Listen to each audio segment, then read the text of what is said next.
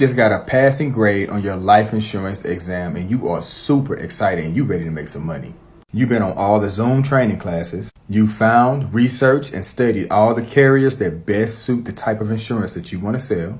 You got your paper and your digital business card. You got your suits. You got your fresh fly dresses. You got your cohons, your red bottoms. Like, you ready. Now it's time to invest in your business. Remember, every business is like a baby.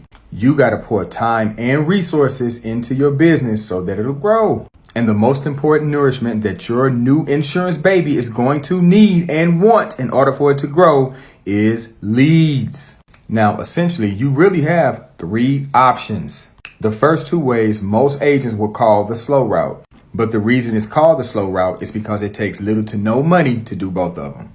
The first way, cold prospecting and door knocking.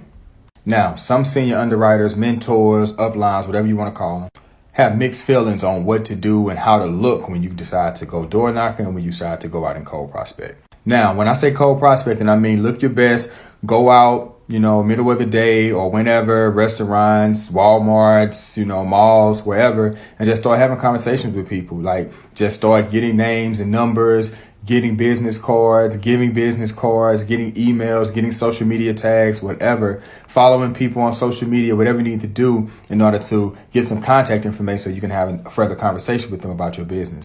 Same thing goes for door knocking, because now you still have access to them even when they're not at home, because they have an alarm system that probably has a ring with a camera and a speaker so you can talk to them and let them know who you are while you're in front of their house and get their information or give out your information. As far as how you decide to look, that's merely up to you. If you want to dress all the way up, like in a suit or a full dress, with your heels or whatever, or you just want to be casual, that's totally up to you. It's all about you feeling comfortable so that you feel comfortable enough to talk to as many people you need to talk to so you can start making some traction and getting some contacts. At the end of the day, either way, however you decide to dress up, the end goal is to be presentable enough to where people actually trust you enough to give you their information. And then when you follow up with them, you were engaging enough and you kept them wanting more enough that they actually pick up to hear what you got to say about your business, how you can help them. At this entry-level part of the business, this is pretty much just character building with a paycheck on the end of it. You are literally just developing yourself, getting your elevator pitch stronger, so then when you talk to more and more people, you get better and better and better. So when you move to the next level, however you need to talk to people, you're going to be that much stronger. At this entry-level stage in your business, there's little bitty nuances of things that you want to do to give yourself some verification when you're out and you're talking to people. Because once you start getting names and you start getting numbers and you start getting emails and you start sharing social medias, these people are very nosy. They're going to go back and they're going to see your name, or they're going to take that name and they're going to go to YouTube, or they're going to go to Instagram, they're going to go to Facebook, and they would like to see, you would like for them to see you actually saying the same thing that you just said to them when you're just starting out, doing videos about you being a new agent, putting up new posts regarding life insurance, or putting up new posts regarding final expense or financial literacy or things like that. All of those little bitty things is going to get you so much further, so much quicker. I want to touch again on that social media piece. You really, really, really want to start creating history in your social media of posts of you talking about your business and talking about topics that relate to your business, because people are going to go to that to verify you, and you want to make sure that the timeline matches up. Hey, I just got started 2 weeks ago. I just studied. I just getting started. So they need to see some just getting started type of content that match what you say. And when they see that, when you get a chance to finally give them a call, they didn't already verified you, they're more susceptible to picking up their phone and saying hello. And if you do decide to go this route, there's little bitty things that you want to make sure that you do when you're capturing contacts and emails and things like that, especially phone numbers. You put them in your phone. You want to make sure that you file them in a way that is easily accessible. All of them are easily accessible with one click or one search, by putting a tag at the end of the name or something that goes along with your business. So you can just type that tag in and all of those contacts pop up at the same time. It's going to save you a ton of time and energy looking for all of those people when you're ready to start dialing. These are really just some tips and things that I've just learned over the years, making mistakes and learning from them, losses that turn into lessons. And it's great to be able to just share this stuff with y'all for real. And don't get it twisted. There's a lot of money to be made in cold prospecting and door knocking. And you'll be surprised how many people really appreciate the hustle, even if they're not interested right now. This is really good for networking and relationship building. Someone told me a long time ago, you can make $1 million off of a transaction, but you can make $1 billion off of building and nurturing relationships. Oh, and a very important nugget that I want to share with you about getting contacts. When you get that contact, you want to go down to the notes and you want to put everything about the situation in those notes. Details, what you had on, what they had on, what their baby had on, who they was with, what time of the day was it, where were y'all at? All of that stuff is going to be so important because you may have to jog that prospect's memory when you get them back on the phone, and you want to make sure that you know exactly what you're talking about so it makes sense to them so that they feel more confident about talking with you.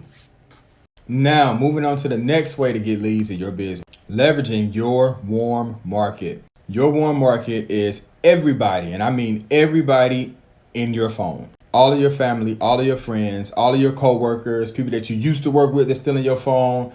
I don't care if they sit in the back of the class in your third grade classroom. Don't matter. They are your warm market, and you need to reach out to them and let them know about your business, what you're doing, and share with them some information. Because the truth is, and you already know the saying, you're going to miss all the shots you don't take. And truthfully, the person that you call, you're not even really talking to them. You're actually talking through them. And that's probably going to be the best way to get them on the phone and get them to cooperate with you, is by coming at them like you're really not coming at them. Prime example, you call your brother. Now, your brother know that you've been studying for your life insurance license, but he don't know you as no life insurance agent. He know you as your brother. So when you call him and just about everybody else that's close to you, your conversation needs to be a little bit different. Honestly, just looking for congratulations and support. Check this out. Hey, bro, I just got my insurance license, and I wanted to reach out to you first. I know you and your wife are good on insurance, but I know you and your wife got a lot of friends and coworkers. But if any of them are looking for some quality life insurance, I got access to some quality carriers that will give them the option to get all of their monthly premiums back at the end of their term. So, for example, if they decide to do a 30-year term and it ends up costing them $100 a month and they outlive that 30-year term, they'll get a check for $35,000. Yeah, bro. So if you know anybody, you got my number, have them hit me up.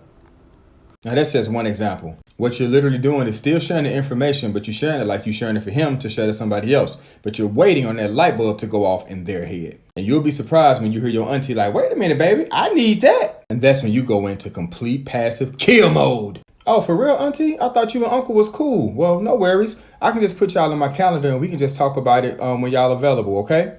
See what just happened? You sharing the information, but you're not coming at your friends or your family like you're trying to sell them something. Remember, everybody wants to buy, but nobody wants to be sold, especially not your family. But in supporting and loving you, they are willing to listen to the information to share it with other people that they may know to support you. But what happens though is shit gets real when what they're hearing sounds good. And they're like, oh, wait a minute, cuz, I didn't know that. Wait a minute, nephew, I didn't know that.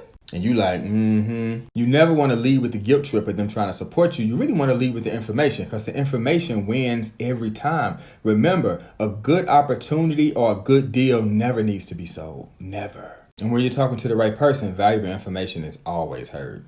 You just got to make sure that you're talking to enough people because there's success in the numbers. And as long as you know that and you just keep going and don't quit, you will be successful. Never forget that one of the hardest things to stop in this world is a focused and determined mind.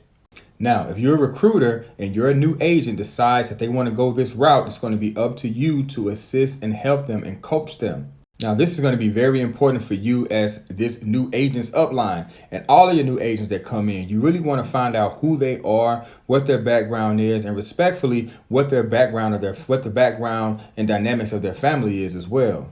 And the reason why I say that is because this is going to be a very sensitive way for your new agent to start making money in their business. You definitely want to make sure that your agent is offering their own family and friends some quality products that make sense. So you're going to want to do a financial needs analysis, help them do a financial needs analysis with all of their friends and all of their family to find out what their budget is and what their needs are. But more importantly, what their budget is at the time, because you don't want to have your new agent in a situation where they're giving too much insurance, to their family and friends. And now these policies are not being kept. They're falling off. They're not making payments. They're being lapsed. And now you're kind of aiding this new agent in destroying relationships with their family and friends. Now, if your new agent has a middle-aged family, people, cousins that are, or relatives, aunties and uncles that are in their late 30s, their late 40s or whatever like that, you want to stick within a perimeter that makes sense for them when you look at their budget. So respectfully, about $40, $50, $60 a month is probably going to get them $10,000 to $25,000 of some life insurance as a starter policy. Remember, they can increase this at any time if they want to, but this is going to be something that they can handle and they can hold on to, and they won't actually let lapse. And they'll feel comfortable and confident about making those monthly payments. And you want to instill in your new agent that this isn't really about making money. This is about taking care of the client. And the more taking care of the client that you do, you will be getting chased down by the money. The money will be chasing you. So if you did a financial needs analysis and you see that they need $300,000 worth of coverage, but they can only afford 25 or 50, get them the 25 or 50 because you are doing something that's helping them. This is something that they can afford right now, and they want to be covered. So you're still giving them peace of mind, but you're also giving them security of being able to afford this insurance. So now your agent is happy, they're excited, they feel confident, they got some momentum behind them, they're helping their family, they're getting them things that they need, they're getting them affordable policies that they can actually afford. They're listening to the need of their clients, which is their family and friends. They're also letting them know that they have options to increase their policy whenever they get ready to. The money's coming in. They're making $400 and $500, $600 per application. Now it's time to reinvest back into the business the right way. You never want to allow your new agent to exhaust their warm market and run out of people to talk to. So when they start making some money off of that warm market, you want to educate them on and reinvesting that money back into their business. Now let's move on to the third and final way to invest back in your business. Now, when a new agent learns about purchasing qualified leads, and they actually have some resources or have some income to invest, they kind of want to skip 1 and 2 and just jump right into 3, which isn't always a good idea. When you're dealing with a new agent that hasn't been in sales before or hasn't sold insurance before, and they still trying to get their reps in, the door knocking, the prospecting, the warm market, all that does just give them a lot of practice goals so that when they get to this point, they're actually not burning through the leads that they purchased and they're actually making a return on their investment. Don't get me wrong. Some IMOs or some insurance company, actually have free leads that they can actually give to you, or they have leads that they can sell to you at a discounted rate. There's all kinds of different ways and different options, for that agent that wants to start leveraging purchase leads. There's even services that will set you up that you can pay a monthly subscription for, and they will literally have live, ready to purchase prospects call you. So with that being said, there's so many different options when you get to this level, and there's so many different ways for you to invest back into your business when it comes to these leads to make your money that you want to make and that you need to make to provide for yourself and for your family. Now, purchase leads can be anywhere from $2.75 a piece on up to $40 or $50 a piece. But when you get to this level, you want to make sure that you're well trained. So when you get on the phone with these qualified clients, you are able to actually provide them the service that they're looking for so that you can get the close, so that you can make your commission off of that sale. There's nothing worse than spending $30, $40 on a lead, getting someone on the phone and knowing that they actually need the product, but not being knowledgeable enough to actually help them and then losing out and burning out that lead. Now you got to turn that lead over to your upline or someone that's more experienced and have them split their commissions with you, when if you would have been trained enough in the first place, you would have made all of that commission yourself. And just to be clear, there's hundreds of lead vendors out there. So you really want to make sure that your IMO, your company, your insurance brand is providing you with some quality leads that are actually getting some good results. Now, aged leads or old leads, they may be 30 days out, 45 days out, 2 months, 3 months out, whatever, but they are very inexpensive. They're at the $2, $2.75 price range, but those are good practice leads for people that want to break into purchasing leads. Those $2 leads are good practice leads to get your feet wet so that you can get better and better and better so that you can start making money off of those higher price, more qualified, expensive leads. But honestly, once you get there, you can't be stopped. Now you're at a place where you can purchase leads from people that are looking and waiting on you to call them. And now you can call them and now you can have a great conversation with them and offer them what they're looking for, sell them what they need, and make your money. I just want to say thank you so much. This is the end of my video on the 3 ways that you can invest in leads for your insurance business.